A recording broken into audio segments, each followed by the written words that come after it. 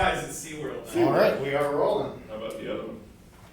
Do I have to vote I don't know. Yes, one of them is live streaming, one of them is recording for later. For the archive. Boom, we're good. All right.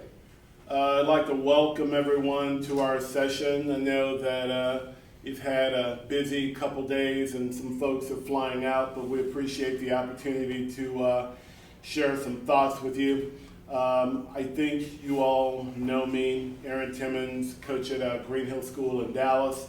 We have Chris Theis, coach at Apple Valley High School. Okay, I'm excited about being able to share a few thoughts. First of all, excited to work with Chris. Many times he's been on the other side of the room as a competitor. Then as a coach, it's nice to be able to have a collaborative effort where we can share some ideas, because I think we believe somewhat similarly about debate in many areas. It's also good to share some ideas with colleagues as well. So many times we're in competition mode that we don't have the ability to do that. And I'm also excited when I saw many of the folks at the conference yesterday and earlier this morning about some of the new faces that have joined the group that weren't here in past years, or I don't see at tournaments all the time. So that was particularly exciting to me to get to see some new folks who are willing to listen and share some of their thoughts about debate. The title of our session is Changing Norms in Lincoln-Douglas Debate. And in thinking about it, I thought the topic was a little bit curious, although we agreed that that would be the title. But a couple things came to mind for me as we began to think about what we wanted to say. From my perspective, the first assumption behind even the title is that there isn't one monolithic norm that exists in Lincoln-Douglas debate. I think there are a variety of different norms that exist. There are norms that exist on a local circuit. There are norms that exist on a regional circuit. There are norms that exist on what some call the national circuit, and NSDA as well, because I think that's kind of a different animal, and there are norms that exist in each one.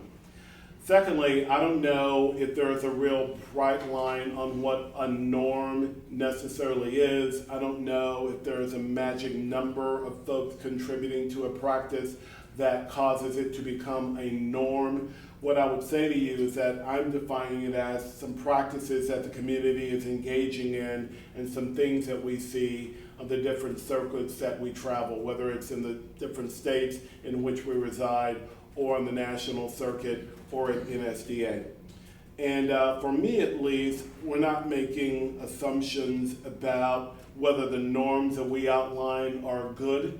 I think some of the norms that exist are in fact bad and antithetical to best practices in the activity, and those are things that I wish to talk about. And I think that norms as they exist can be good for some circuits, can be bad for others, things along those lines, but I don't know if there is a monolithic thing that exists in regards to a norm that we will say is, this is the only way that you need to go. In regards to the model that we're going to use for the session, I wanted to be a little bit more interactive. We talked about the idea of having a PowerPoint or a Prezi, things along those lines, and then thought against that. And the reason why is we wanted the conversation to be a little more organic. There are a list of things that we will describe that we see as norms, and maybe you want to talk about one more than the other. And so us just kind of dictating what that conversation was didn't really seem to make a lot of sense, at least to me. And if we list something that we see that, well, let's say we don't list something, and you see something that you would like to talk about, that certainly can be part of it. So I think it would be fair to say we're comfortable with less of a lecture style after the first 15 minutes or so, and to have a more interactive, perhaps challenging and discussing and questioning approach to some things that we're going to talk about. What are some of the norms that we see? And this seemed to be kind of all over the place, and I chose the liberty of dividing them into three areas: content, style, and strategy. And Shane's probably laughing at me now because it is somewhat world schools in the way that you look at it. But as we began to think about the different things that we see going on, many fit very well into different practices. For example, content, what is being said in actual debates, and how it perhaps differs from even 5 years ago, much less 10, 15, 20. Style, it's changed dramatically. It is, at least national circuit-wise, not as focused on persuasive delivery, more about speed, more about getting about as much content as you can, without as much of a focus on persuasion, at least in regards to ethos and pathos. And also the strategy associated with some norms that we see, how students and coaches are engaging in preparation, how students and coaches are engaging when at least being even in the debate space with one another, how they're sharing information both during debates, before debates, disclosure, do you email things out before the debate starts, and those are things that we kind of want to talk about. Some of you may be asking, at least some of the folks at home, why is any of this important? I think it's important for a couple reasons. The big reason is that I think it is the job of the coach to be aware of current trends, even on circuits in which you may not travel, in order to A, know what things are, and B, as a result of knowing what they are, prepare your kids for what they may experience as a result of not being part of that particular circuit. So it is important to know what things are going on out there in order to know how to combat them in case you become a part of that. And the other thing is, I think it's important for debaters to know how to adapt based on the circuit in which they travel. The best debaters that I have seen and or that I have coached are ones that can adapt regardless of the kind of tournament that we're going to. They could go to a TOC style tournament and do all the things necessary to compete successfully there. They could go to the NSDA tournament and do the same thing. And as we all know, the kinds of judges, the kinds of feedback that you get, the kinds of competitors that you will be up against is very, very different from most of the national circuit rounds that the kids experience. So the best debaters, I feel, are ones that can adapt regardless of the format that exists. Quick example, I had a student last year that was as goofy as they come. Won't mention his name, but anybody watching would probably know that. The young man wore Batman attire in the elims. When the prelims was over, then out came the Batman gear because that was his mode. Then he went to NSDA. Went a couple years, was 12th one year, and ended up winning last year. And people were amazed at the transformation that occurred in regards to how he sounded, in regards to even his appearance. And to me, that's kind of what a champion does, is you look at the different audiences that you have and you attempt to adapt your message, not to dumb it down, because I don't think it's about dumbing it down. Rather, it's about packaging it a different way for a different audience.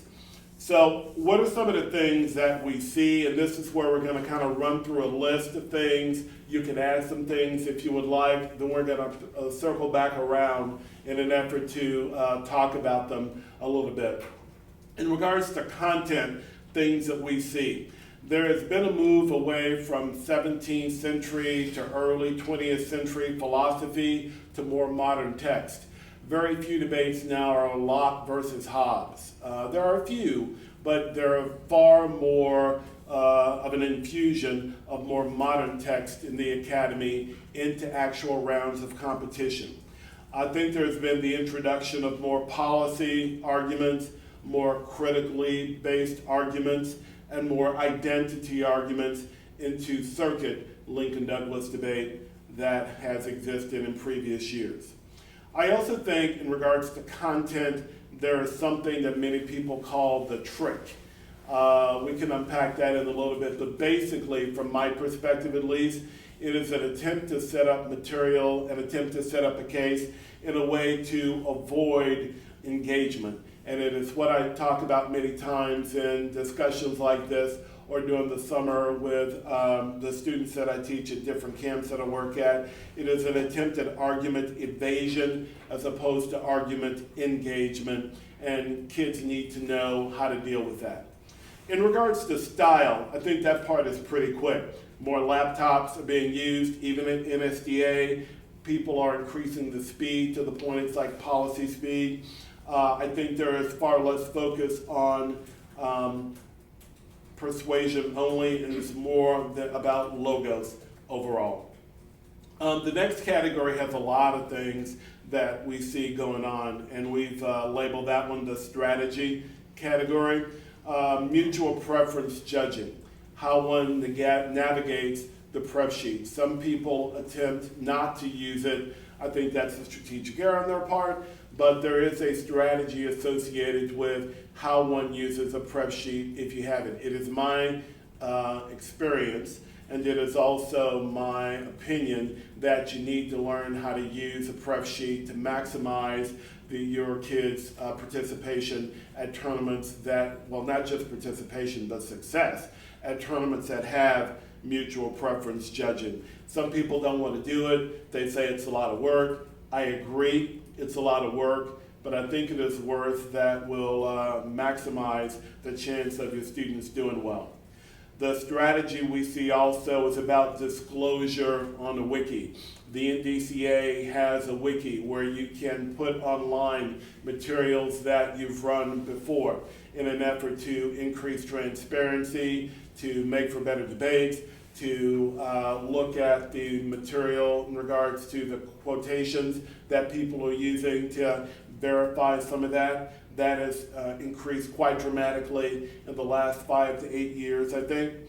Who is coaching the students is also pretty important and something that we need to talk about a little bit. I would advance that there are far more hired guns, far more consultants, as some have described themselves, and fewer classroom teachers in Lincoln Douglas that are intimately involved in the operation of some of the tournaments and the direct coaching of some of the students. And there are some reasons as to why that exists. Whereas 15, 20 years ago, you had programs where there were folks who were in the building, who were guiding the instruction of the students, the arguments that their students ran. There is some move away from that, in my opinion, that some would argue has some positive effects, some would argue has been somewhat negative. There's also an increasing number of private clubs or prep sharing groups that exist that has changed the way in which kids are preparing for debates. Got to talk a little bit about summer workshops as well. There's been a proliferation of those. 15 or so years ago, there are really only 2 or 3 core Lincoln Douglas workshops that people went to. I think there's been a proliferation of those. Some operated by people who I think have a background in education and or have dedicated themselves to being coaches. Some perhaps by folks who are well-meaning, but at the same time may or may not have the academic training to set a curriculum to do things in the best interest of students, but are doing it as perhaps a hobby, perhaps a way to make money. And they're all valuable to a degree, but something that we see is changing in the norms as to how camps are being done. There's a sharing of material when the round starts. For some people that is setting up an email chain. Sometimes people flash information so you can know and read along if people are on a computer what they're saying. I think there are games associated with flipping the coin before elimination rounds. I've seen a lot more of that in the last 2 or 3 years than I believe I've ever seen. It's things such as refusing to do so until judges arrive. And then you want to start immediately, which doesn't allow the students an opportunity to prepare it all for that particular debate. There is a refusal to say what your affirmative is until after the flip occurs. And there are a variety of different things. As a coach, I refuse to engage in a lot of these flip games, things along those lines, just rather walk away. But you need to be aware that this is something that's going on. This is something that is taught at certain camps, how to rig things in a particular way for you to minimize certain schools having preparation time. but something I think we need to talk about. I yesterday put online, hey, Chris, Theis, and I are doing this thing, and does anybody have any norms that you think we should talk about? A couple of suggestions I thought were kind of silly, but one of the things that was something I feel we should talk about is the asking of the use of pronouns before and during debates. And that is not something that has occurred up until the last year or two, but something kind of important for your students to know about. It is very much a thing. I have had students that have been involved in debates where they misidentified a student based on gender. And the debate then was about that. So you need to be aware that that is indeed a thing. And whether you choose to do it or not is something else, but know that there is a consideration of how you refer to students as a judge, how the students refer to each other, things along those lines. Real quick, kind of a history of where we came from in regards to LD, kind of where we are, and maybe this is part of the more organic discussion of where you think we should go. As I understand it, around 1978 or so, the sponsors at the then NFL walked into a policy debate final and they said, "What is that?" And the answer was, well, that's our premier event. That's policy debate. It is something that is the grandfather of all the activities here and something we pride ourselves on. And as I understand it, the reaction was, we want to be no part of that. And it wasn't that fast, but again, it was not something that they thought at the time debate should be. So shortly thereafter, Lincoln Douglas was created very quickly. It was something that was done in some local, if not regional areas, but it was not the event on a national scale that we know it to be right now. They, I think, had it in like 79, 80 at the NFL tournament, and it was an alternative to policy debate. It was an alternative to policy debate because it was supposed to be a lot slower. It was supposed to be audience-centered. It was supposed to be about values. And that is what I kind of call the first wave of Lincoln Douglas debate, where it was all about philosophy. As I understand it, practical examples were not encouraged, if not disallowed, on certain circuits. It was all about philosophy, and that was what it was. The delivery was something everybody can understand. One of the folks who was on the front side of what I would call the first wave of Lincoln Douglas was a woman called Dale McCall from Florida, and one of the first grand dames of Lincoln Douglas.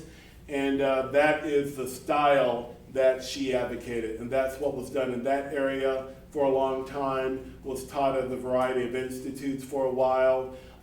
It was then found out that in the course of 38, 40-minute Lincoln Douglas round, you really can't unpack decades of philosophy. We really can't figure out whether it is all about the individual or all about the state. Those things were difficult to do. If philosophers couldn't do it over generations, it does not seem it would be possible to do in a Lincoln Douglas round in the way that was being done. So it was what many people call dueling oratories, and wasn't as much about the argument, wasn't as much about engagement in the way at least I think about that now, but more about who sounded better in this different format of debate that was an alternative. It then quickly shifted to something in what I will call, for the purpose of discussion, more of a second wave approach to things. There's more evidence that was being used. There's more practical examples that were being used. The delivery was a little bit quicker, and many attribute that style to Marilee Dukes and Pat Bailey. They taught for a long time at the Iowa Institute, which was one of the three that I referenced earlier as kind of the pinnacle of where you go in order to get better, and that was what a lot of people did. There are a few people, early to mid-90s who began to push back on that a little bit. Some of the arguments that they read were a little more policy-oriented in the way that they did things. So even then, there was kind of a pushback on what was a dominant mode of thinking about LD at the time. We now have what we have now, which we can call the third wave. It's faster, national circuit, it's policy light. I will advance a position for the purpose of discussion that a lot of the adults have left the building in regards to Lincoln Douglas, that many students are dictating some of the norms of the activity. Some of the younger coaches, hired guns, consultants are dictating some of the norms of the activity. Some are good, but as I mentioned before, I think some are not good and ultimately detrimental to the overall long-term health of the activity. And one of the things that I wanted to end this part on was a discussion of how that's important to me. It should be about leaving the activity better than you found it. It is about having a long-term health and something that is sustainable. And I think that's something that coaches, people who are in the building, people who are adults, and we can have a fairly liberal definition as to what that means, should be concerned about. And some folks look at it from more of a scorched earth policy. They just want quicker wins because A, that's good for them, B, that may be good for their brand and the business that they have, things along those lines. You can get the next generation of kids in, and then they end up leaving to go do something else. And then some of us who are dedicated to being lifetime teachers are left with the remains of what Lincoln Douglas has become. Now, are there other things that you all see as norms in Lincoln Douglas that you would like to talk about a little bit? And we're going to unpack and break down some of the things. I know Chris wants to talk about the identity arguments, more policy-based arguments, more critical arguments, and why they have moved into the activity a little bit. I'd like to talk a little bit about disclosure as a practice, because I know people have very different thoughts about that. Are there any other norms that you see either on the local, regional, national circuit or NSDA kind of scene that you think would be fruitful to talk about? Yes, sir. I think the advancement of like theory arguments, specifically in LD, has kind of cropped up to be pretty popular in the last couple of years. Yes. And I think there's a train of thought, or like a camp of thought, that kind of advocates for lessening the amount of depth you're going to go into on topic education, because you can just shortcut your way through a round by just getting really good at theory argumentation. And so rather than getting these next level debates, you have people that are just kind of gaming the system to find what kind of theory trap they can lock you up in, rather than actually like trying to learn about the topic. And I think that's problematic from an educational standpoint. I mean, sure, you'll be really good at line by line about why somebody didn't use a semicolon, but like it is an issue for the long term of how competitive we can be and maintaining that education at the same time. That's very fair. Nope, that's very fair. Anybody else? Yes. There are still regional or local circuits where the judges are parents. Okay. And the tension between when you're young and you're debating locally, that's what you need to do, but I'd really rather run circuit arguments, and how that plays out within teams is, I think, a kind of a trend, which maybe when we were all sort of the same, that wasn't an issue. No, it's an issue. Anybody else? Nope. So either everyone's tired or we covered a bunch of the things that we see. I'm not sure which one. Was it okay? All right. It was a long list. It was a long list. It was a long I have a list. tendency. Okay, I have a tendency to be top heavy. That's why I'm glad we have a long time. It's not okay. You have 8 minutes, 6 minutes, whatever.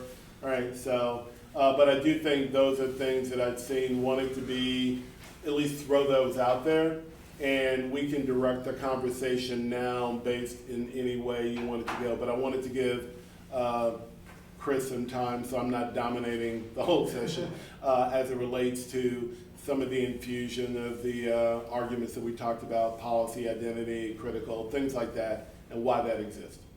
Yeah, so I think taking the outline we have, content, style, strategy, maybe we can go sort of in that order with those issues. In terms of shifting norms and argumentation, I think right now it's clear over the last few years that there's been a shift from, over the course of a long time, we've shifted from what Mr. Timmons just talked about, dueling oratories through the value criterion model, to where we are today. Within the last 10 years, there's been, I think, a significant shift, even within the current wave we're in the types of arguments that are being advanced. 8 years ago, 6 years ago, we were still reading a lot of evidence, we were still going very quickly, but the types of arguments that were being advanced were very, very different. Right? And the types of arguments, not just that were being advanced, that would even be listened to by judges, I think, was very, very different.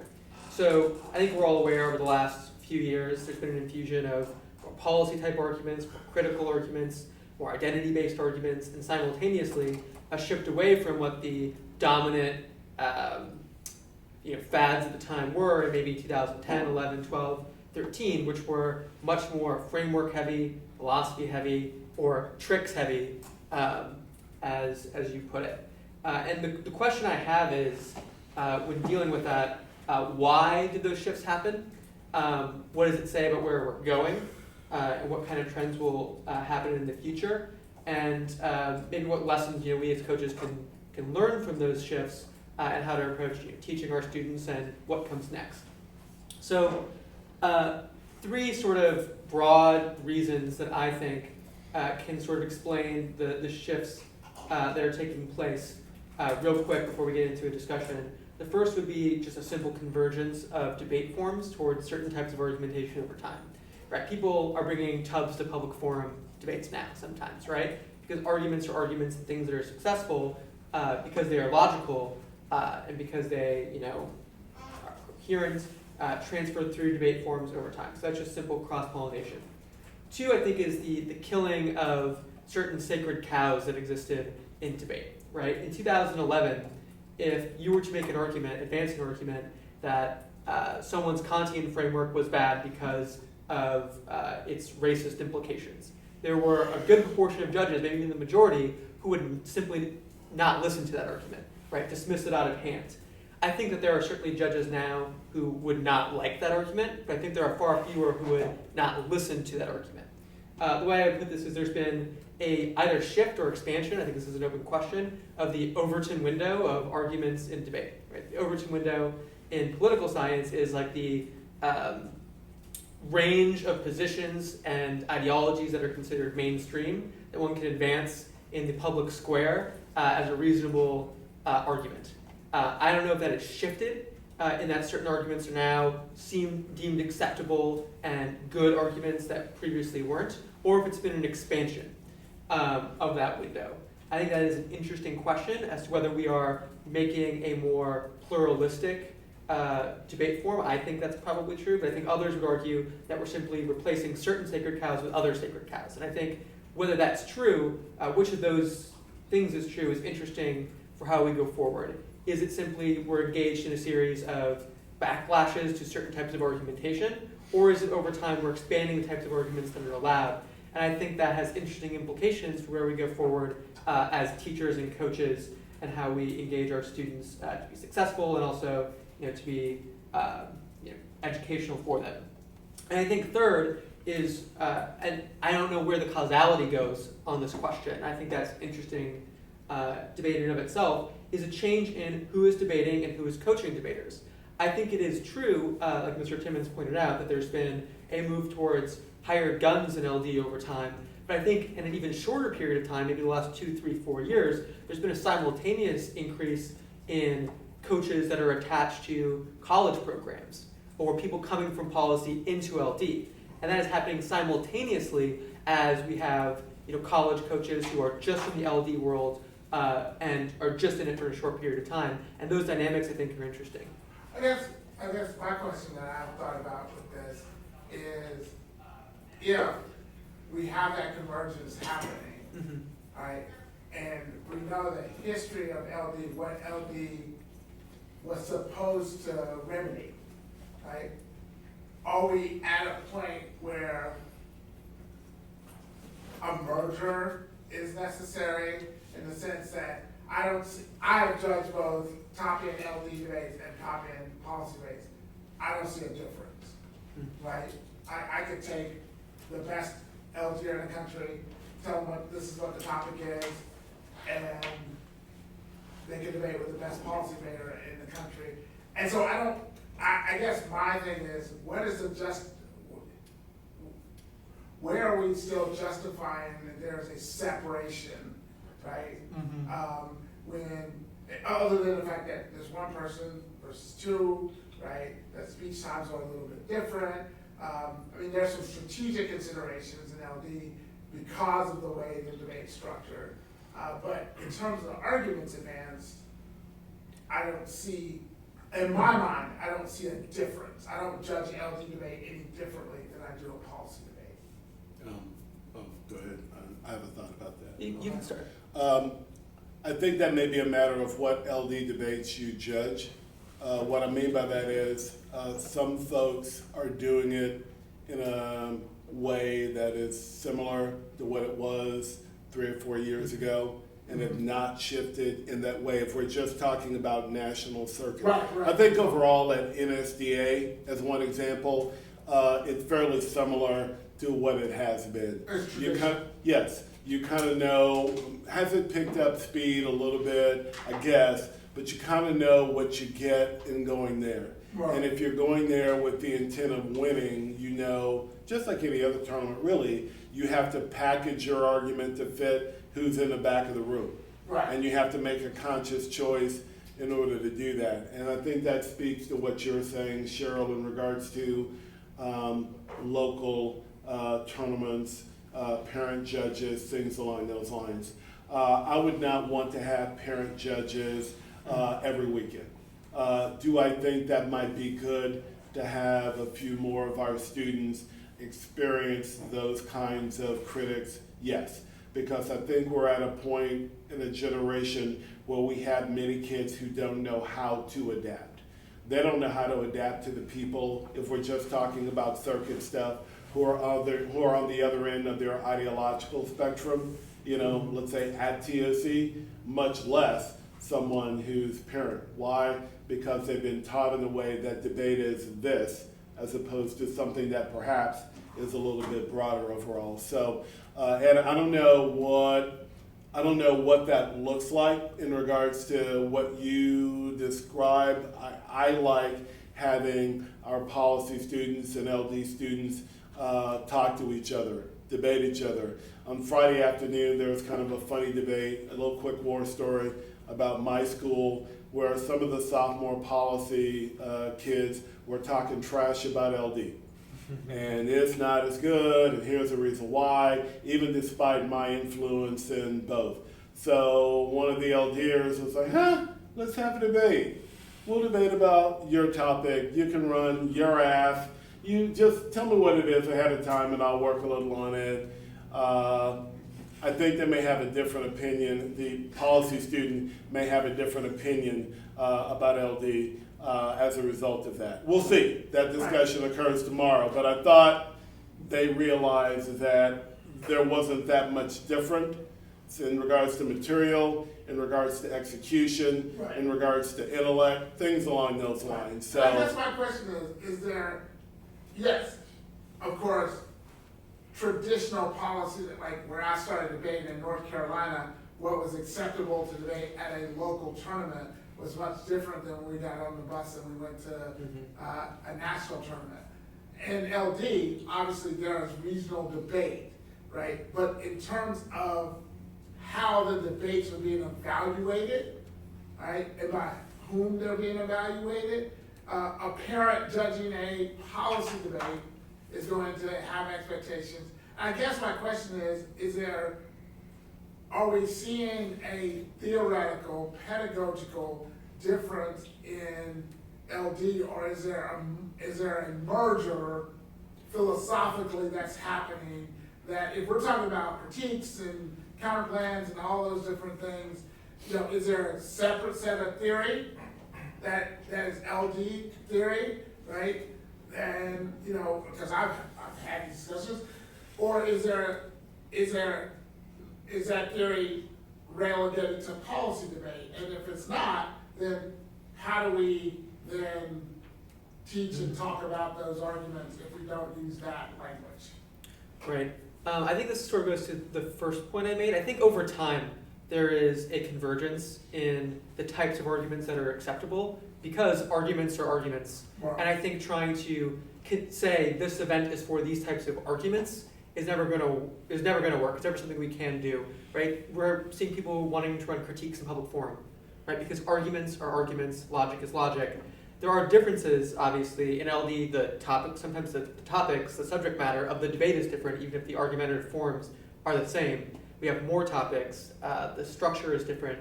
One-on-one versus two-on-two. All I think have certain pedagogical trade-offs and better for certain students than others. So I still think there's a place, even as arguments converge.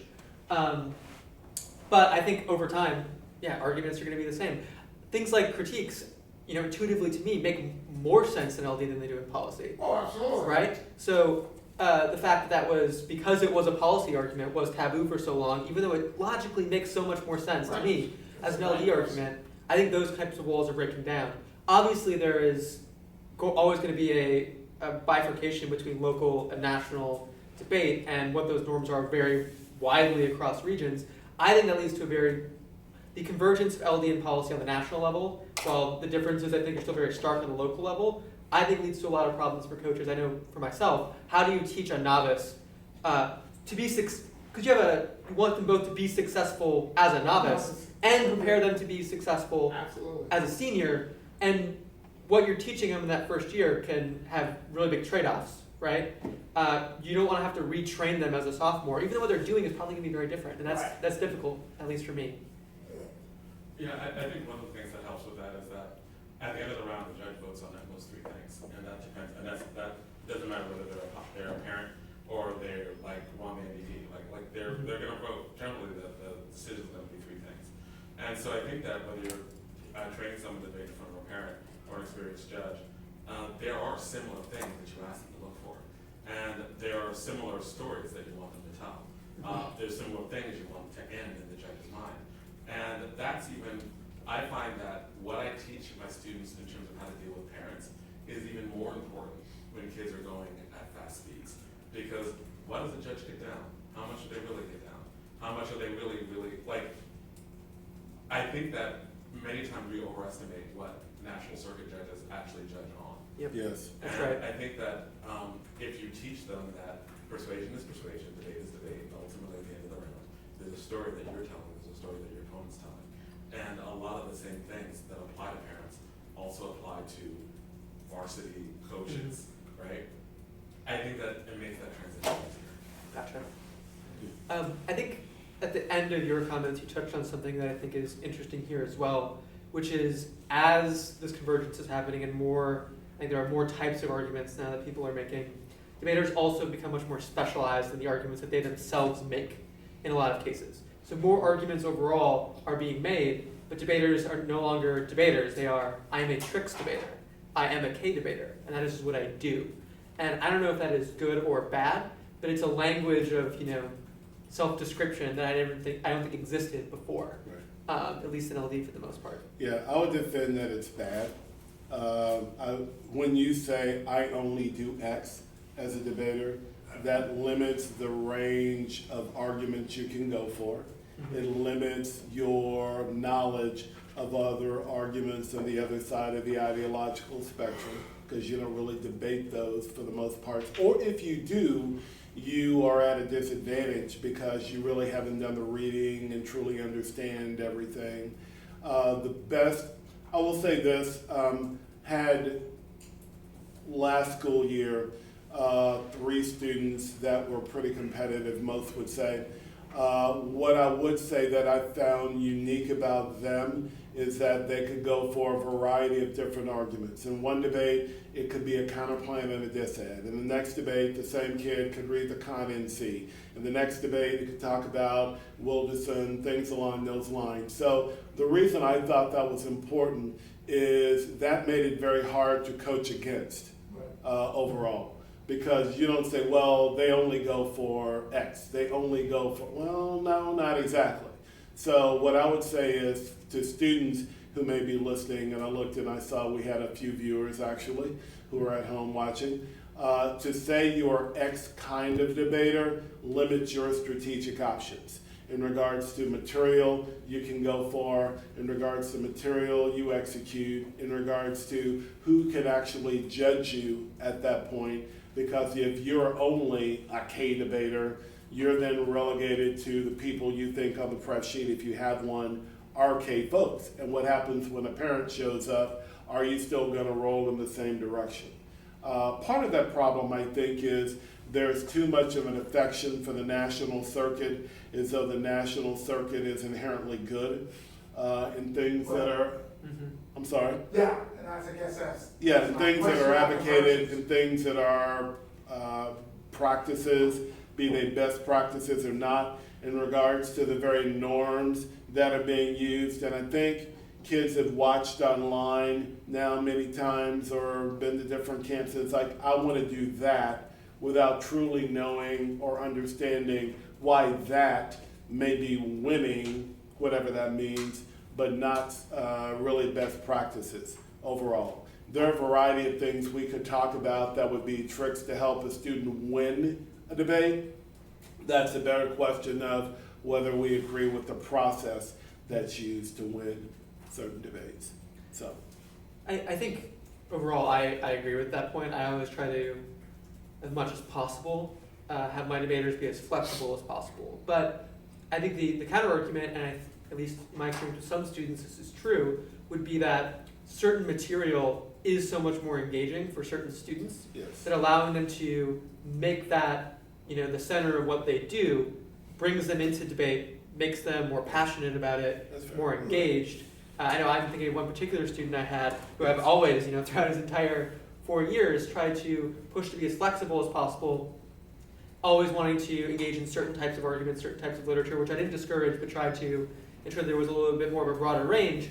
And when finally, after all that time trying to do that, just sort of let him do what he wanted to do at the end of his career, he really flourished. Yes. And so I think I agree with you very broadly. Flexibility is what I think we should strive for in all students. But I'm not sure that that's always That's fair. best for each student. That's fair. And Because I've certainly had folks who have right. understand how to do other things, Yes. but have chosen both in policy and LD to focus more on a genre of argument, literature-based, things along those lines. That's totally fair. Yeah. Yeah. I'll say also in regard to that, I think the coach has to exercise judgment about, is a student wanting to do this thing because it is what engages them and what makes them intellectually excited about it, or do they want to do this thing that's different from what you would normally do because it's the flavor of the week, it's the latest trick, and it's something that we may or may not be able to endorse pedagogically. And I think we need to distinguish between letting students do what they do because certain things engage students in ways that we recognize are valuable, from the students who just want to do what's cool. And I think that a lot of the problems that happen, a lot of the things that I would criticize about the activity stem from the sort of strategic tail wagging the dog. Yes. Yes. So yeah. Well, I think that's definitely true, and I think there's a difference between, at least hopefully, between what I've described and something, a coach who takes a completely hands-off Right. approach that says, do whatever you want, and whatever argument you want to run, go for it. I don't care about the educational value, I just care about whether you're winning debates. And I think that's probably something that, at least I think everyone in this room would say, is not a good thing, right? A student going down one road of argumentation because they find it very engaging and you think it has educational value and it happens to be what they're good at is one thing. But if it is devoid of the education, the passion, and it is just like a cynical thing that none of us feel good about, I mean, a lot of people do let that happen, but I think it is probably bad. Yes.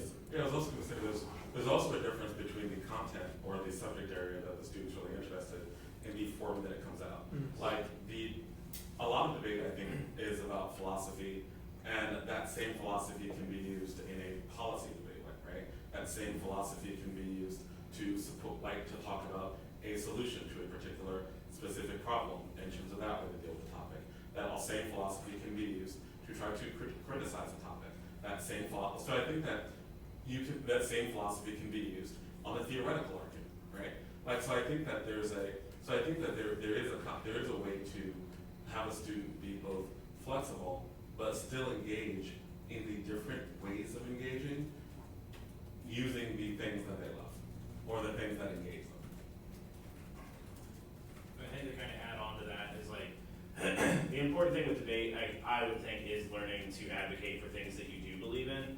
And so, yeah, making the distinction between like what you're advocating versus how you choose to advocate it is a pretty big distinction in terms of that argument, because if these kids like really believe in things like climate change science or like anti-blackness and things like that, like then for them to find different ways to kind of truth test, which with every different round, like you should encourage that, I think, in terms of literature base. Like, I mean, you can make dozens of different strategic arguments to still engage that literature base, and I think that's still fine. But yeah, I think the big issue of just like pigeonholing yourself into like, I'm just gonna do CPs and TAs because that's easy, that's problematic. But I think we should definitely encourage kids, like if they do find some literature that they're very into, we should push them into that direction. Yeah, and I guess I'll have a bit of a caveat. I'm certainly supportive of that. If someone is uniquely involved or interested in a particular body of literature, it does have to be consistent with what I think is in the best interest of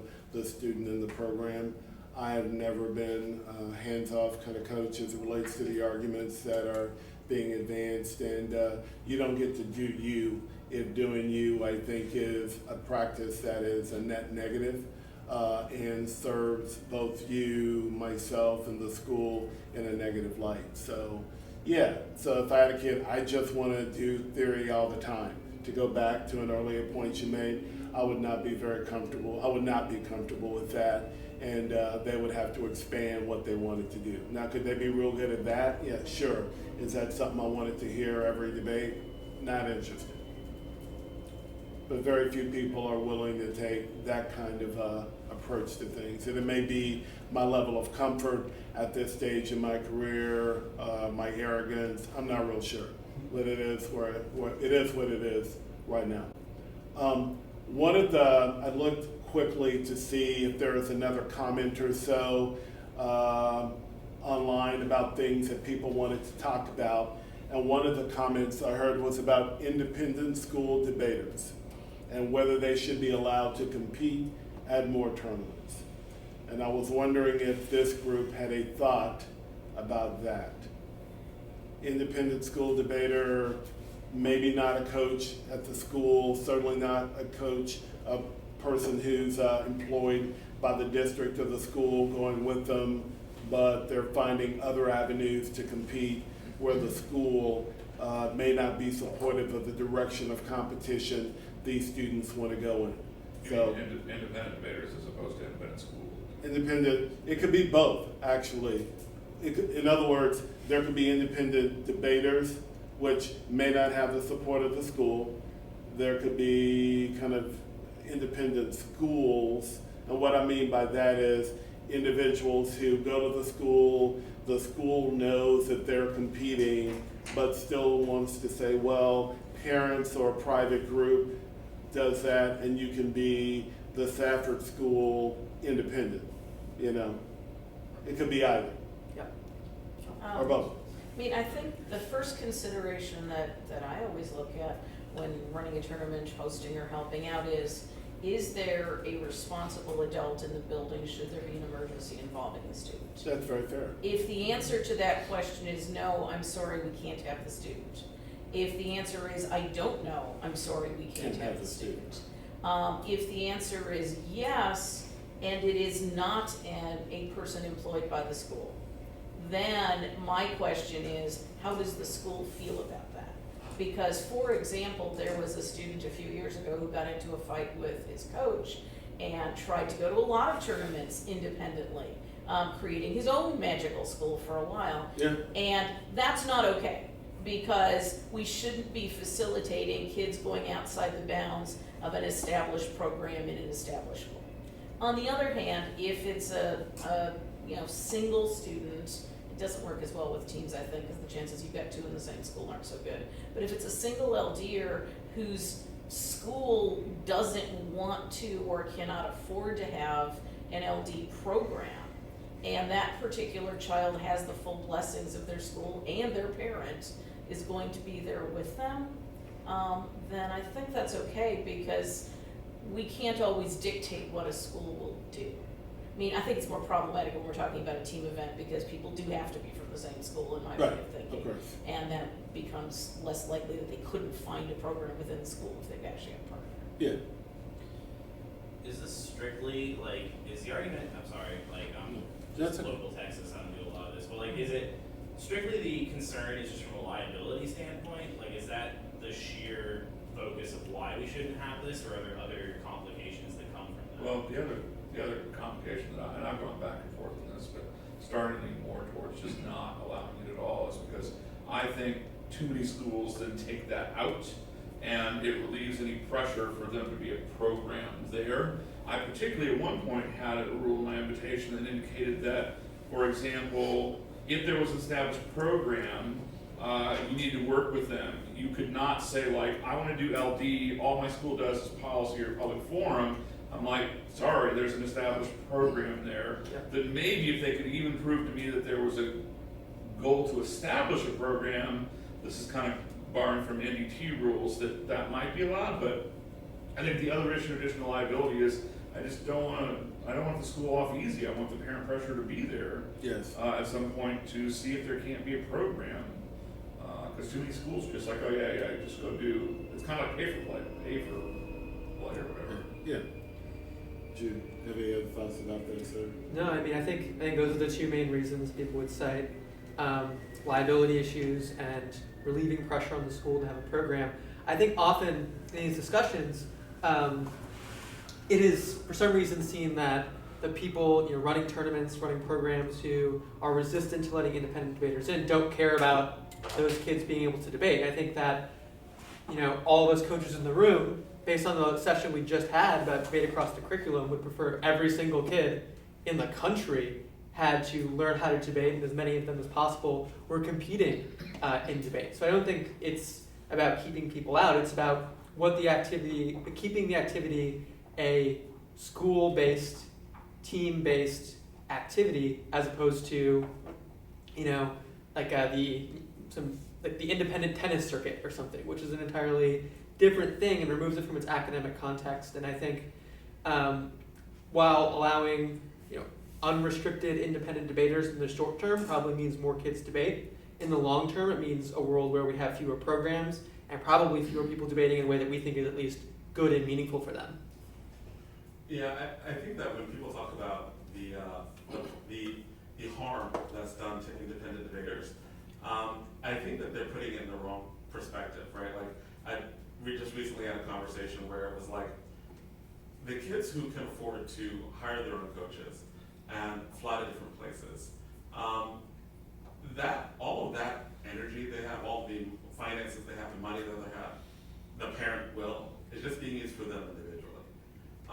And I think that's wrong. I think that actually hurts a program's ability long-term to, that's not how programs are established. Once that debater graduates, there'll be no more program there, right? And I think that as coaches, we have to put demand on parents to pressure their administrators to take the responsibility to do it. Like in the last session, when someone was saying that, they were volunteering after school for, so that they would have a middle school program. And I do think that also takes schools off the hook, because schools should treat debate like it's football, Right. or like it's basketball. Yeah. And there should be pressure that parents put on school districts Yeah. to prioritize what is important in education. And I think a lot of the independent stuff does not do that. Yeah, it seems to me it's an easy out, right? Yes. In the past, we've had programs, a lot of programs start as student initiatives. Right. Kids get together, they want a team, they find a teacher to sponsor them, or they pressure their school board, they find a coach. I know I coached at Peninsula for a while, that's how that team started. It's now a big team, and it started as a student-led initiative. Some kids wanted to debate, they found a teacher, Teacher found some coaches that could help. They got their school board to approve. It was a lot of effort, it was a lot of work, and it was a lot of money. Those kids just going out and each individually as 10 different kids finding a coach Exactly. Yeah. takes a lot of energy too, takes a lot of money that could be better directed in a way that leaves an impact for the long term at that school. No, I agree. And it can't just be about one child. And I get it from the perspective of a parent because you want the best for your child in that moment. You don't care about people in the future, things along those lines. Or maybe you care, but there's a finite amount of time that one has to invest into dealing with the politics associated with that.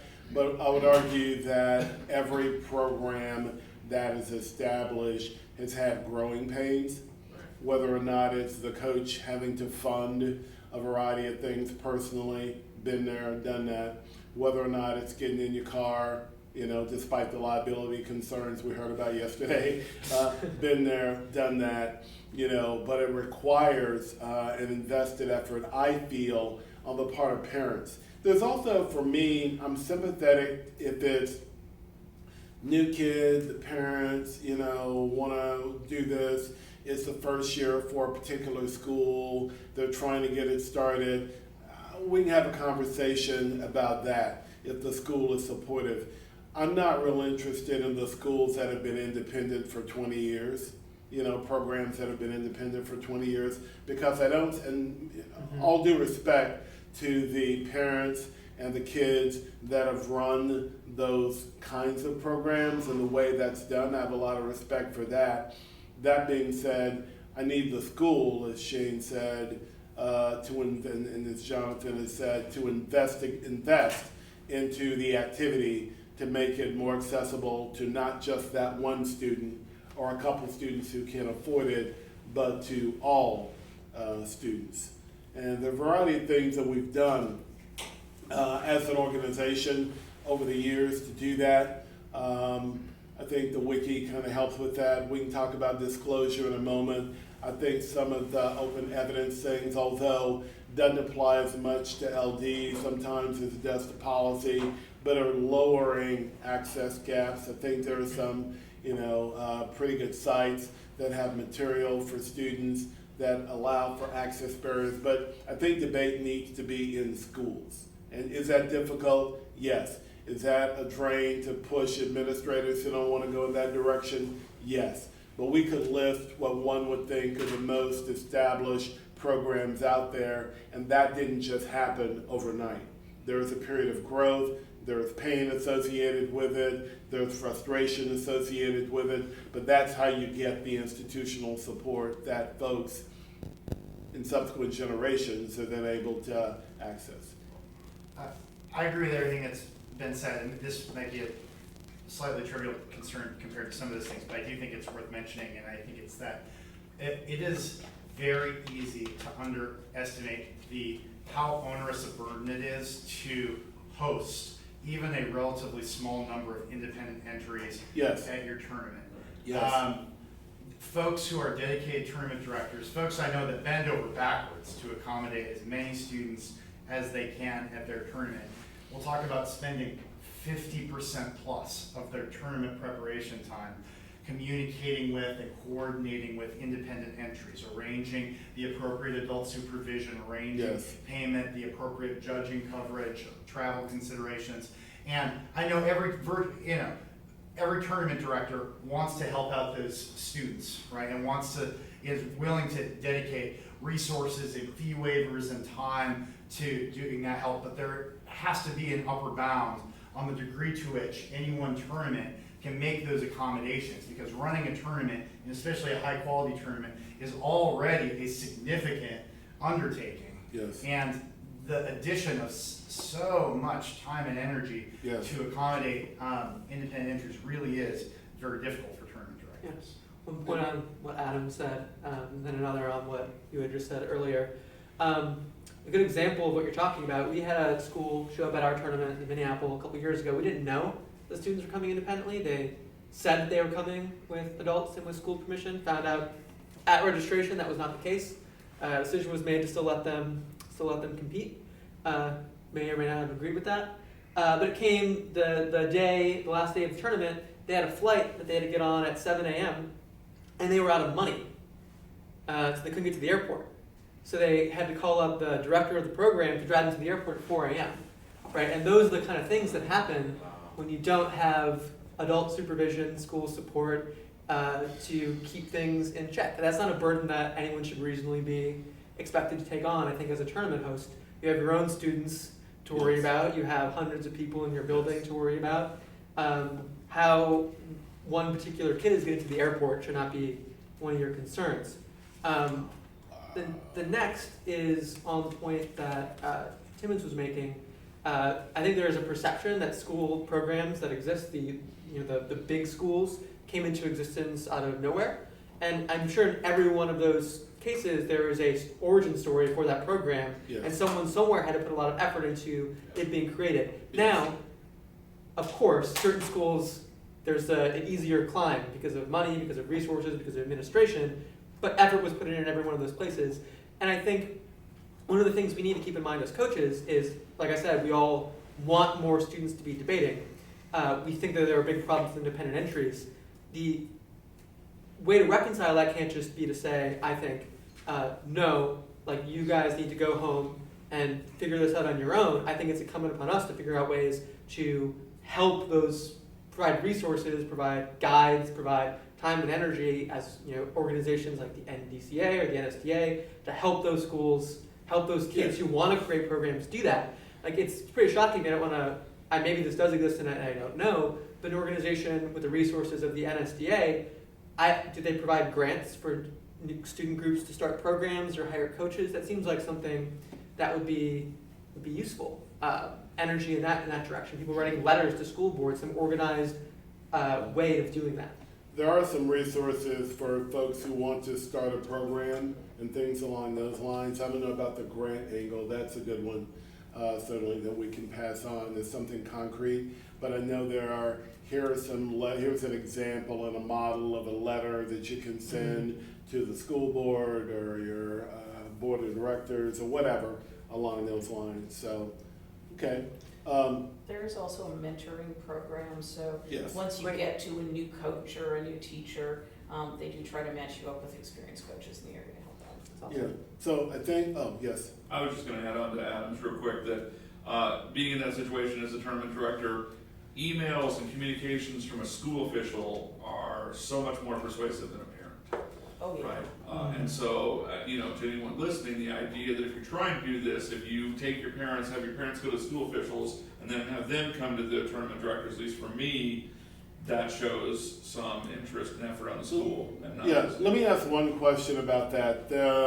A few years ago, there was a letter we got from a school administrator who listed about 15 to 20 people in the debate community who could be in charge of the student in question.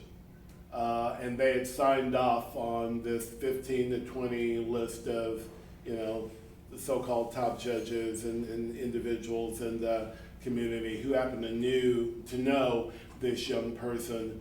And I found that to be, I didn't really know what to do with that because there was an administrator who's saying these other random adults who they've not met, who they've not background checked, are responsible for this young person. I thought that was a little different. And I think that that is an example of how you're shifting responsibility away from the school along those lines. And, that's a concern. At my tournament, I've had a variety of different situations, whether or not, I won't go into them, but I'm glad the coach was there, is what I would say. And in one case, a young person was supposed to come with their parent, and we had to try to track the parent down at the hotel because it was confusing to us as to whether the parent was really there or not, and they ended up showing up and whatever, but the young person was having an issue, and it's a concern that is unreasonable, I think, on the part of tournament directors to have to deal with. And to piggyback on that comment, which I agree with entirely, it's, we can sound crass when we talk about liability, although those concerns are incredibly real, as we learned in the previous session on that subject. But also, as coaches that have been traveling with students long enough, we know it's not like protecting the students' well-being is not easy in and of itself. I mean, and so the idea that responsibility for a student could be ambiguous at a tournament is very troubling to me. It's not just about dotting the I's and crossing the T's and having yourself shielded from liability. Kids get into trouble at tournaments because that is the nature of being kids and adolescents, and especially in a tournament setting. There's got to be somebody who is really responsible for that student. I agree. Yes. I agree. I Yes. was going to say, and connected to the school. The school should be the entity, because ultimately the kid has to answer to their local communities. They have to answer to their local school, whether it's private or public. Well, they should. Oh, right, they should have to. They answer. should. They should have to. I don't answer think to that's the local case now. No, I agree with you. Right. But I think that is an area where we should push, because like, if there's a problem, if there's an ethical problem, if there's a problem with in terms of liability, they have to be answered. A medical to the local problem. school. Right. Yeah. Yeah, one thing, I used to, in fairness, not be, I won't say not on board, but thought the NDCA rule and expectation of gotta be somebody from the school, or somebody the school approves, things along those lines. Originally, I'm like, well, I don't really know, but from what I see, even at TOC, and parents that just send their kids with, the 18, 19-year-old, 20-year-old, that they may or may not have ever met, that they've contracted to do certain things, is increasingly troubling to me. The number of young folks that don't know how to get from point A to point B, that are using Uber to get around, because they don't have anybody there with them, that were they to have some medical issue, I'm not real sure how we're supposed to deal with that. And I feel, respectfully submitted, that we've just been lucky as a community along those lines. I mean, even everything from the way independent coaches and students share rooms, things along those lines that parents set up, I think that's a concern. That's what I'll say about that. Is there one of the other issues that we talked about in regards to a norm that is more interesting to you all to discuss than others? Because we dropped a bunch. We have about 20 minutes left. Yeah. Maybe we'll go a little bit over, but we're not going to look at everything. Yeah. Whether or not it's, and a couple of things were suggested before a couple of you came in. There's a discussion about disclosure. There's a discussion about our flipping practice and some of the shenanigans, at least in my opinion, that's associated with that. There is mutual preference, whether individuals can be able to strike a certain segment of individuals from ever really judging them, whether that's a good idea in regards to equity and inclusion. Private prep sharing groups also came up, whether or not individuals can be, kind of get a group together, do some private prep sharing, whether that's good, who works for that group, whether or not they then can judge different people who may or may not be directly affiliated with that. I think we're on the front side of more and more of that occurring. I think that's an interesting discussion to have. I was just thinking about that. That's what I. Because I think that's an interesting discussion to have, because there's a difference between collaboration and collusion, right? I think that if I call someone else up and talk to them about a particular judge, right, I consider that to be collaboration and intel gathering. I think that it goes from collaboration and intel gathering to collusion when you are actively like, okay, here are the people we're gonna say are there, and I wanna know who your people are, and that we agree on sort of these people. But then I think that that's also saying that we are sort of have a similar, like, we have a similar philosophy about doing things, so forth and so on. And I don't think that necessarily means that that is a sort of quid pro quo or something like that, but I think it also, but I think it creates pressure on the people in the group to protect the group. And I think that if that is the case, which I mean, it's not that you can't do that, I think if that's the case, I think that for the rest of the community, that relationship needs to be disclosed, right? Because I think sunshine makes everything better. I think the more disclosure about those different things, the better. It's just like, if you can have relationships with whoever you want. You can have whoever you want. Just need to know about it before You need to the know judge. before you make a decision about whether or not that relationship has an effect on your students and how that relationship could affect your students, so you can communicate that up and down the chain. But I think the last discussion and this discussion are very similar. And like, if you're talking about people being a part of established programs and trying to establish a program, and then you're talking about the proliferation of like basically private club teams, that those, if you're talking about like private prep sharing club teams and there or a private prep sharing like organization, but they're working with an established program, that seems to be like, that might be different because things would be more upfront than if nobody knows all of these private relationships. Right, but I think that the problem is if, say like Lexington, there are 32 debaters. Cheryl knows that 31 of them are doing it the way it's supposed to be done. One of the kids whose parents said, here's the credit card, you can join this thing, right, is in there, right? She can't disclose it because she doesn't know it's happening, right? That's where the disclosure comes in, right? The disclosure comes in is that, and then I guess my more important question, which is I think the hardest part for us to debate, is in what is the remedy if we say this is a norm, then someone violates the norm, what is the remedy for that norm? I think your team will be on my team. I find out about Kid 32, and they can go debate for their club because they're not debating on my squad. Right. But Exactly. but until they find out, Right, until she finds Please out. find out. Right, until she finds out. Then the question is, it's not a question of whether Cheryl has done something wrong, right? She acts on that debater, but then what about the coach who says, well, that was something that their parents did, independent of our program, right? And and I love individual rights. It's like, but that's their right as a parent, right?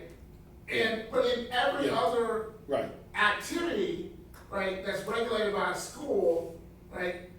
If a kid's parents gave him steroids and they played football for me, they still get kicked off the team. They would still get off the team. Versus if a coach gave it to them, right? It's like it doesn't matter. Their actions was a violation of the community norms. It doesn't matter how they got there. Gotcha. Yes. it actually gets even weirder than that because there was a round robin, an LD round robin at Lexington a few years before I was actually coaching in Lexington, where there were 3 different kids in the round robin, all of whom were from programs, but who also had private coaches who was the same person. Mm-hmm. And so the 3 of these kids were all, like, they refused to debate against each other in the round robin because they said, I have all the same prep as other person, can you set it up so that we don't have to compete against one another? And it's like, no, this is a round robin where everybody debates everybody. Well, then I forfeit.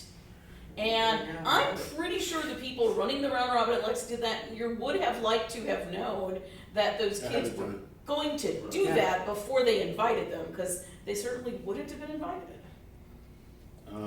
Fair enough. Yes. I'll just add, and this is a point that I've made some conversations about this, that now is a time where it's more than ever incumbent upon us as educators to teach what ethical practice looks like.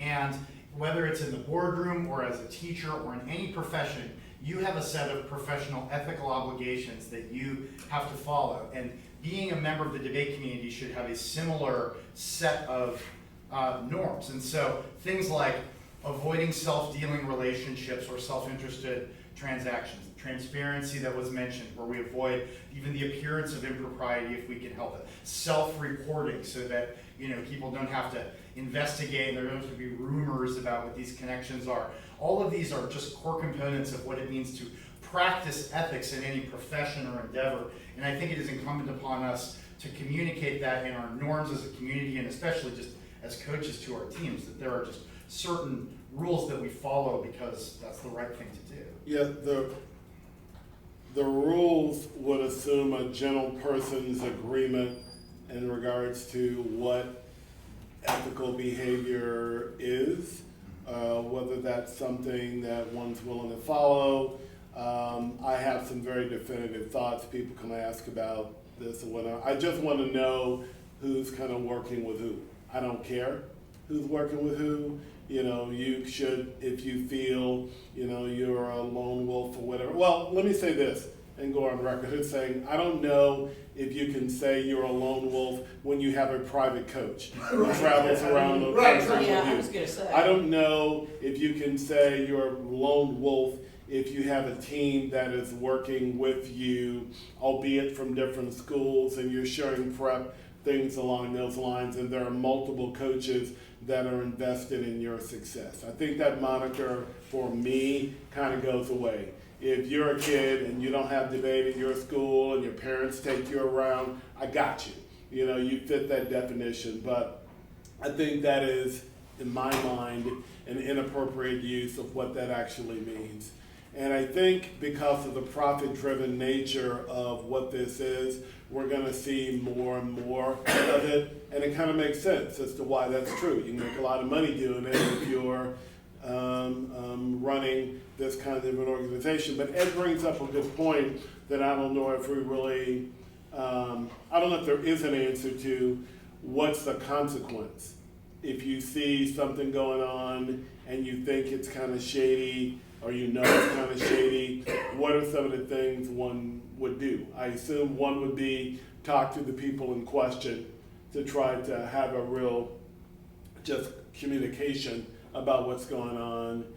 They may or may not be willing to share with you, about their thoughts, or they may say one thing and then do something else because you don't really know. But what are some other suggestions about the consequence if you find that out? I don't know, maybe it's a tournament practice thing. Maybe you get into the situation where, this is the distinction between you working with someone in a lab in the summer, which we've always said is fine, right? That's fine, then you judge them later on, as opposed to actively coaching and paying for their coaching at that time. A tournament could put in their invitation, if that is found out later, right, that student would forfeit or something like that.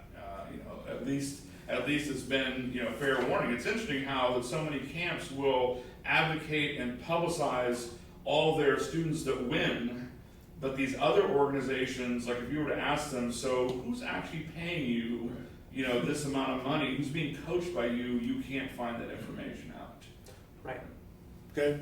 But maybe it's something to write in a tournament invitation. I think Adam's definitely right that in the ideal world we have perfect self-reporting of these kind of relationships. I think that is not the world we live in. So maybe it is necessary for tournaments or some organization to ask the question before people are allowed to compete. Then we have a paper trail, right? If you're asked a question and then we find something out, it is a lot easier to justify a sanction than, well, there's this norm, everyone knows this, it's listed as a conflict, why didn't you report it? Claiming ignorance is much easier in that situation than when there's a forum where you're asked, what schools have you coached in the last 4 years? Or what coaches or judges who are at the tournament do you share students with?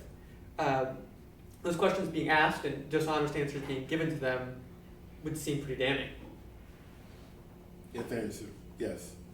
We have about 10, 12 minutes. Are there other areas that people find important to discuss? Again, we talked about this. The style is not really, everybody knows people national circuit go real fast. That's not really debatable, pun intended. Some of the other things in regards to content, I guess we could talk about, but to me, more the strategy of some of the things that people are doing is really pretty important. Yes, ma'am. I'd like to talk a little about preps because Okay. the reality is that I remember a world without prefs. Yes. I remember a world where you had to debate for everybody. I remember a world where that was actually a lot of the fun. It's why I still like coaching NSD or NCFL, when that was actually part of the fun as a coach, was helping debaters figure out how their strengths could be matched with what judges are doing. I really am beginning to wonder if we ought not go back there. Because a designer pref sheets which are exclusive or narrowing or whatever, I know this puts me out on a lonely limb, but I'm really increasingly uncomfortable with prefs of any kind. I have thoughts about that. Yeah, I mean, I have very split opinions on this. If you would have asked me when I was a student if I thought we should have prefs, I would have said, yes, of course, damn right we need prefs. Now I think it is partially contributing, at least the way we're doing prefs, to the phenomenon we talked about earlier, where students call themselves, I am a tricks debater. That's all I ever have to do. I don't need to do anything else. At the same time, I know there are a lot of people who I don't really ever want judging my students. And people who I think are much better educators than others, who I want my students to be in front of more often. And so prefs are great in that respect. I think maybe there are ways we could be doing it better to facilitate both goals. I know you used to have, you get a certain number of strikes and then everyone else is fair game. I don't know if there's a percentage threshold where that becomes an acceptable compromise. I don't know whether ordinals might achieve some of a little bit better. I'm not sure.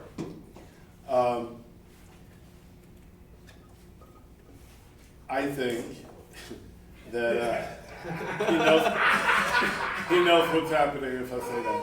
No, I'll modify a little bit. I think that the NSDA tournament is an example of where you can debate in front of a variety of different critics. And I'll also defend, and this is recorded, and I've said this publicly many times, that the NSDA championship is the national championship. Do I like to win them all? Yes. Do I have respect for those that have won the TOC twice? Yes.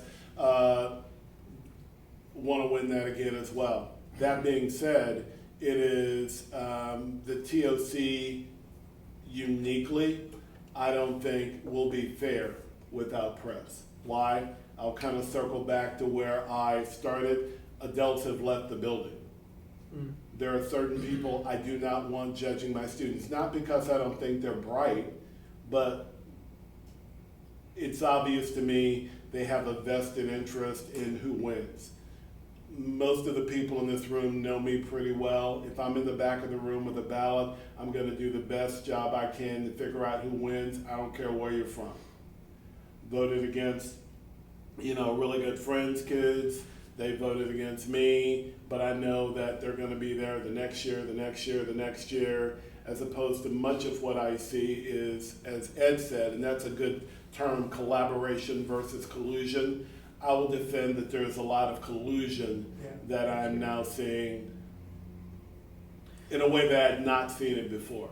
And it is discomforting, it is upsetting, and, when you're advertising about it, later about this, that, and the other, and you have a fighting, and the other thing that's not been mentioned is if you have a financial incentive associated with who wins in your judging, that changes everything, it seems to me.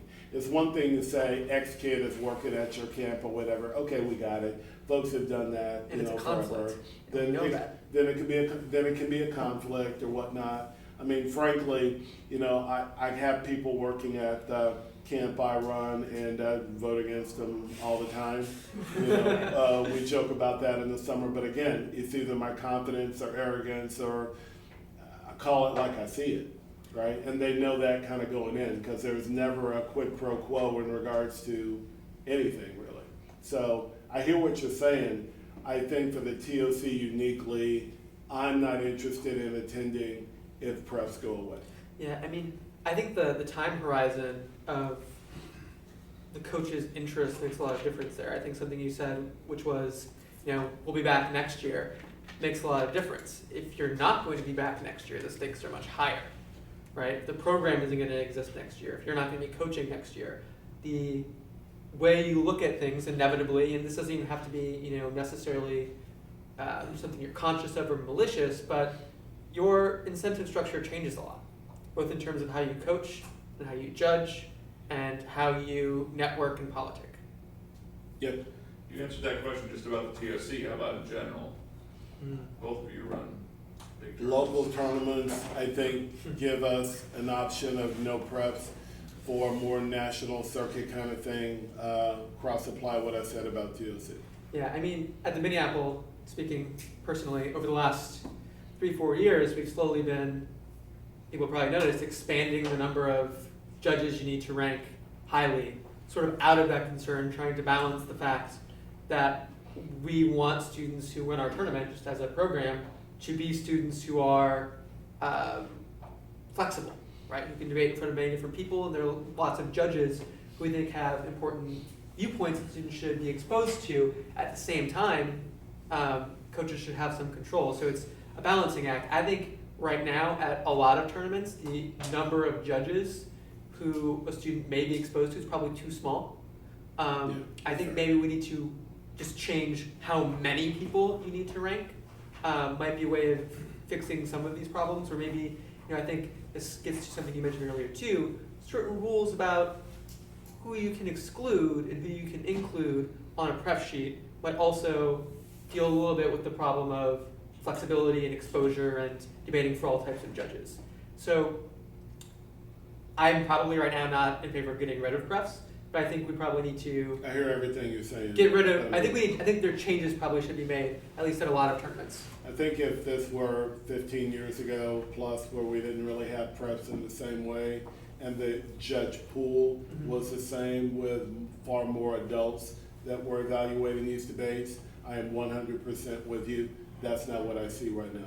Okay, I was an adult at the TOC, in for a full commitment. I judged 3 flights. There was only 21% women in that field. I put myself in as diversity enhancing, both because I am female and because I'm over 55. And I judged 3 flights. Now, it is certainly true that there should have been, especially by rounds 5, 6, or 7, when people were down a bunch of debates. There should have been debates for me. Miss Kaczmarek, If I judged 4 flights, which was more than in the last 3 years in prelims Well, combined. But Yeah. here's the point I'm making. I am an adult.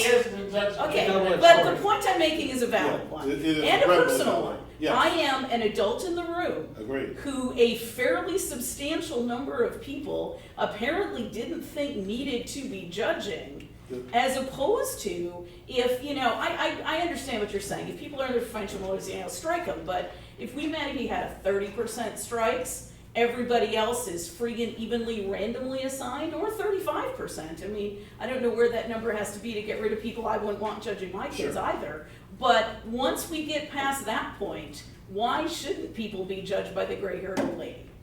You're a one for us now. Maybe it was the people who debated. You can blame it on them. But you're definitely. But the point I'm making is It's a very valid. It's a very, and mine was just more of a self-deprecating humor about how I judged 4 flights, and that was more than in like 3 years. Actually, my 3 was more than I've done in a while. Yeah. In terms of the concerns you have, I do think the way preps are done right now are a double-edged sword. So there are lots of people you don't want judging your students, and I feel the same way. But the way some of these collaborative or sketchy relationships get leveraged in debate rounds is the fact that you get to choose that those judges will inevitably judge your students. Right? You get to choose the 15, 20 people who will judge your students at every tournament. If you don't know, there's no guarantee of that, the incentives change dramatically, I think, in terms of those sketchy relationships. So I think to some extent, right now, preps are the solution to the problem, but also the cause of the problem. They shield us from a world that exists, but they also probably help create it. And I think that I think that prep system in a world without full intelligence right, creates the problem. And I think obviously getting rid of the prep system doesn't necessarily solve it. Because I think that if everyone was full disclosure, here are all my relationships, then you could sit there and say, okay, given your relationships, no, I don't want, you're a strike. Right? But it's the ones that are unstrikeable because you go, okay, this person seems relatively a reasonable person, right? But I figure out after the debate's over when they just babble and make no sense that it was because they had this relationship and they had to try to make it work. And the one thing I would say that if we debate, I'll make this part personal, if we debate certain schools, we know a wide range of people who's going to judge that debate because we ideologically say things in the same way, right? If we're debating schools that have a drastically different approach to debate, we know we're not going to get their ones because we struck them. We're not going to get our ones because they struck them. The question is the 3s and 4s and people who are kind of in the Venn diagram in the middle there. And that number of people is pretty small. And I'm pretty good at doing this prep thing. But if I have to make guesses on certain people and then I guess wrong because, they're involved in X, Y, the other, that's frustrating, I guess is what I would say. Because we're not looking at them the whole pool. You're looking at, okay, if we judge these 15, 20 debaters, the likelihood is we'll have these 10 to 12 judges, right, based on, having them a bunch. Need to know what's going on. Right, that can easily be gamed. Explain. Right, so if I'm going into a tournament and I know the team I'm worried about is Greenhill, and I know Greenhill, based on the past judges who we've had against you, we get a mutual 3 or something, I know who you like, I know who you don't like, I can change my prep sheet to sort of get my 1s into my 3s. And I get that. Right, so it opens the door for a lot And it takes of... rest. Yeah, but it introduces a lot of gaming elements that I think create weird incentives too sometimes. Weird incentives, but also potentially weird panels. Yes. Based on the way the numbers lay out. Mhm. Because you can do that, but you also have to guess what I've done in the process, which may be something similar or something far more radical. So. My thought about that is that I think that if we find someone who has done not disclosed their relationship or done something like that, I think that there's some obligation to the community to say, hey, this person hasn't been forthright in terms of these things, right? And now I obviously leave it up to tournament directors because I think that the key is those people, if you start to decrease the number of those people in the pool, then your prep sheet doesn't have to be as strategic, right? Because you're going, okay, 50% of the people in this pool, I'm okay with it, right? I mean, I know how to debate for them. I mean, I much prefer X person over Y, but I know how to debate for them. Not a debate for them. Right, but those 10 to 12 people that are gonna show up in debates that matter, right? I just don't know what they're gonna do because I don't know who's paying them this week. I can coach people to debate in front of whomever if Yeah. I know a little bit about who they are. Right. Had a modicum of success at NSDA, and that's because, okay, here's kind of what you have to do with, the folks that are going to show up. Right.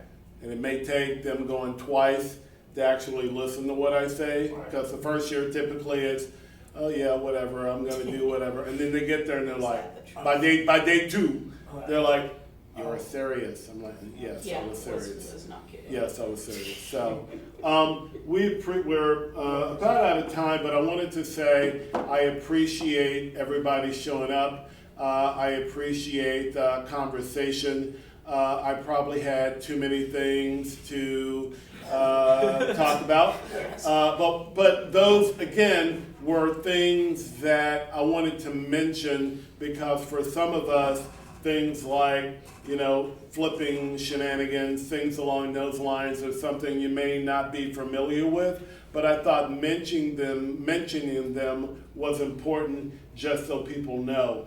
And I kind of will like to conclude on two things. One, I think this has been a really good conversation. All of the different sessions were really outstanding. And since Christina's in the room and did all the organizing, I wanted to thank her for all the work that she did with that. So she put all that together, and it was kind of like pulling teeth because some of us didn't send in descriptions of who we were, titles. So much love in that regards. I also want to encourage people to use the NSDA Facebook group to have more of these conversations, because I don't want it to be a one-off kind of thing. And why not have conversations there? There are a bunch of people who were not able to attend, who maybe have some opinions about some of the things that we discussed or were not able to discuss. But I don't want it to be we stop talking here, then we just go back into coaching mode. For some of you, maybe at NCFL or at NSDA, or then at the beginning of the season next year.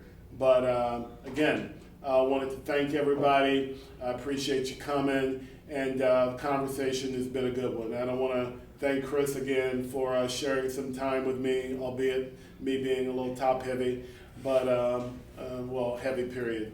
But I'm working on it. But that's what we got. Safe travels to everybody on the way back home, and let's keep talking. So thank you.